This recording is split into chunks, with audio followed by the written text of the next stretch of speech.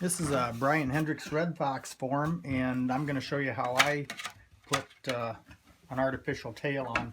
They come with a wire in them like this. This one I've already put the legs on. I'm just prepping this thing for mounting. You can do it two ways. You can take this tail completely out like that and just keep pulling it out, and sometimes a chunk of the foam might break out, or another way to do it is just pull it out a little ways like that, snip it off, and then push it right back in. And then my artificial tail, this one here is the one I made, but whether it's a Van Dyke or a Mackenzie, whatever kind of artificial tail you have or one you made, I take and I bend this little half circle on my wire there. And then you also want to look at right where the wire goes into your artificial tail. You can see this one isn't exactly centered going in there. So keep that in mind when you press it into the butt of the form here.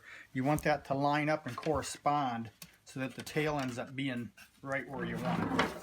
I gotta kind of move around here a little bit so I can see what's going on as I put that in there, because it's got to be just a little bit left of center and down just a little, so right about there is where I want to start that tail in there. So I started the wire in there, and now I'm just going to keep forcing that arced wire in with into the body with his pliers. It goes in pretty good. As it goes in all the way, you should come out pretty flush there. Okay, if it comes out and it's not quite flush there, you can cut off just a little bit of that. There's a little bump on that one there. Cut that off, or rasp it off, and then take a little bit of clay to blend that if you need to.